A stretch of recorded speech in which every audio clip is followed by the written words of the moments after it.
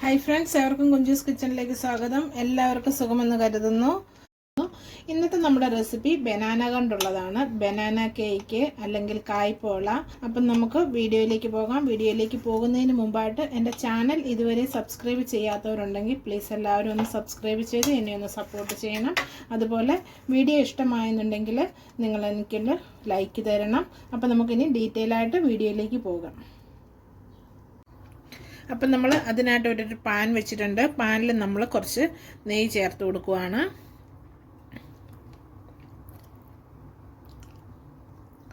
നമുക്കിതിലേക്ക് കുറച്ച് കപ്പലണ്ടിയാണ് ഇട്ട് കൊടുക്കുന്നത്.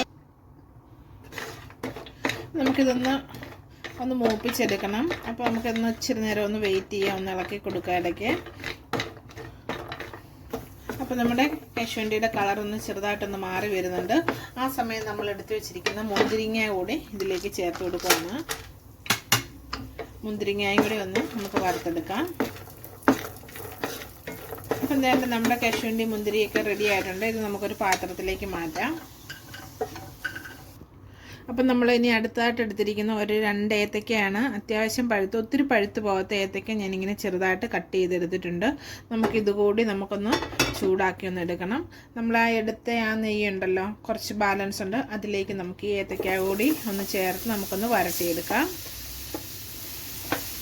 അധികം പഴുത്ത ഏത്തക്ക ആയിക്കഴിഞ്ഞാൽ നമ്മൾ ഉണ്ടാക്കി വരുമ്പോഴത്തേന് ഇത് കുഴഞ്ഞു പോകും.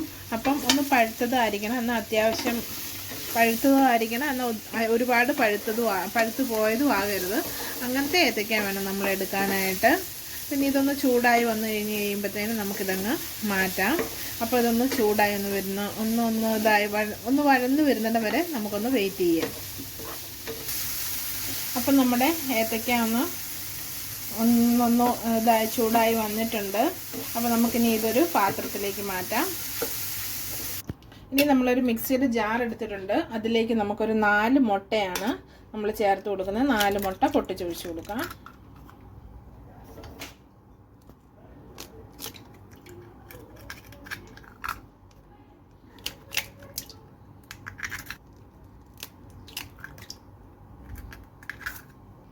ഇനി നമ്മൾ ചേർക്കുന്ന ഒരു 3 ടീസ്പൂണ് പാൽപ്പൊടിയാണ്.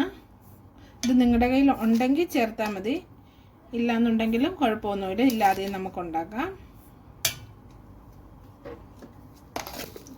ഇനി നമുക്കൊരു 4 ടീസ്പൂണ് പഞ്ചസാര കൂടി ചേർത്ത് കൊടുക്കാം.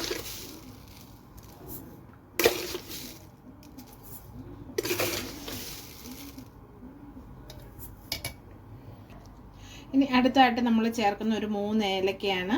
അതുകൂടി നമുക്കിതിലേക്ക് ചേർത്ത് കൊടുക്കാം. പിന്നെ നമ്മൾ എടുത്തിരിക്കുന്നത് 1 കപ്പ് പാലാണ്. അതുകൂടി നമുക്കിതിലേക്ക് ഒഴിച്ച് മിക്സിയിൽ നമുക്ക് നന്നായിട്ടൊന്ന് അടിച്ചെടുത്തുകൊണ്ട് വരാം. ഇനി ഞാനിവിടെ ഒരു ബോൾ എടുത്തിട്ടുണ്ട്. ബോളിലേക്ക് നമ്മൾ നേരത്തെ എടുത്ത് വെച്ചിരുന്ന ഏത്തക്ക ഇട്ട് കൊടുക്കുവാണ്.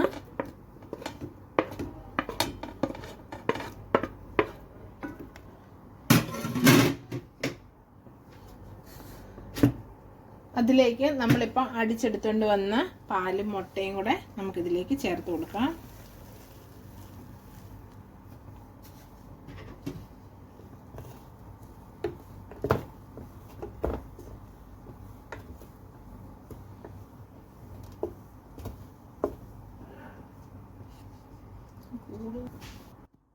ഇനി ഞാനിവിടെ ഒരു പാൻ വെച്ചിട്ടുണ്ട്. അതിൻ്റെ മേളിലാണ് ഒരു പാൻ വെച്ചിരിക്കുന്നത്. നമ്മുടെ പോയ ഒരു പാൻ ആയാലും മതി.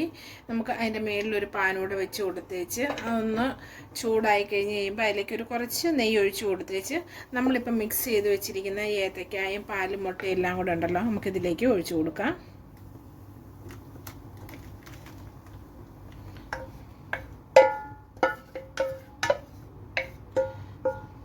എന്നിട്ട് ഇപ്പം നമ്മുടെ ഏത്തക്ക എല്ലാം വേണ്ട ഒരു നടുക്കായിട്ട് ഇങ്ങനെ കൂടി കിടക്കുക. നമുക്കൊരു തവി കൊണ്ട് നമുക്കിതിങ്ങനെ സൈഡിലോട്ടെല്ലാം ഒന്ന് ആക്കി കൊടുക്കണം. ഇനി നമുക്കിതൊന്ന് സെറ്റായി വരാനായിട്ട് ഒരു 15 മുതൽ 20 മിനിറ്റ് വരെയാണ് നമുക്ക് വേണ്ടത്. അപ്പം നമുക്ക് ഇതിൻ്റെ മേളിൽ ഒരടപ്പ് വെച്ച് നമുക്കിനി ഒന്ന് മൂടി വയ്ക്കാം. നമുക്കൊന്ന് മൂടി വയ്ക്കാം.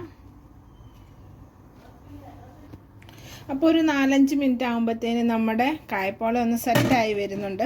ഈ സമയം നമ്മൾ നേരത്തെ എടുത്തു വെച്ചിരിക്കുന്ന കശുവണ്ടി മുന്തിരി ഉണ്ടല്ലോ, അത് നമുക്കിതിലേക്ക് മേലിലോട്ട് ഇങ്ങനെ ഒന്ന് ഇട്ട് കൊടുക്കാം. അപ്പോൾ നമ്മുടെ കായ്പോള കാണുന്നതിനൊക്കെ നല്ലൊരു ലുക്ക് ഉണ്ടാകും, നല്ലൊരു ടേസ്റ്റ് കിട്ടും നമ്മൾ ഈ ഇടയ്ക്ക് ഈ കപ്പലണ്ടി മുന്തിരിങ്ങയൊക്കെ കഴിക്കുമ്പം.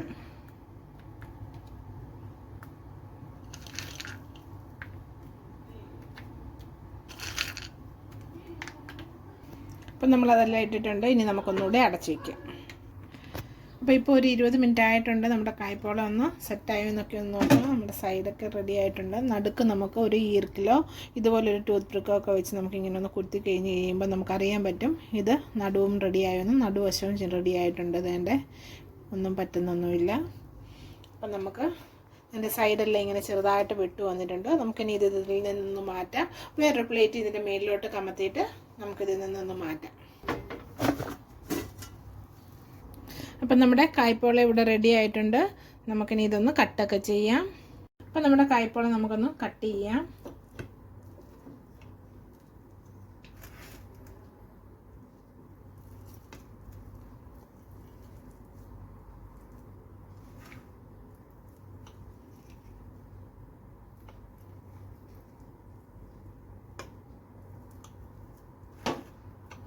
നമ്മുടെ കായ്പോള കട്ട് ചെയ്തു. അപ്പം നിങ്ങളെല്ലാവരും ഇതൊക്കെ ഒന്ന് ട്രൈ ചെയ്യണം. നിങ്ങളുടെ അഭിപ്രായങ്ങളൊക്കെ ഒന്ന് കമൻറ്റ് ബോക്സിൽ മെൻഷൻ ചെയ്യണം. പുതിയൊരു വീഡിയോ ആയിട്ട് വരുന്നിടം വരെ എല്ലാവർക്കും നന്ദി.